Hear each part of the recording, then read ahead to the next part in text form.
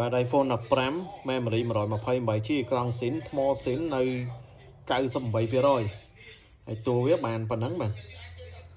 នេះក្រង់ស៊ីនបាទ iPhone 15 memory 128 GB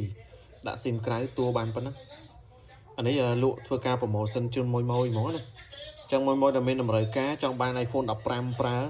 អេក្រង់ស៊ីនអត់ scan តម្លៃសមរម្យអានេះថ្មស៊ីន98បញ្ជាក់មួយបាទ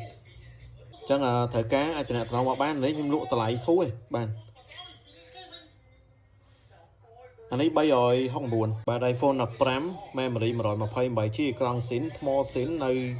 98%ហើយតួវាបានប៉ុណ្ណឹងបាទ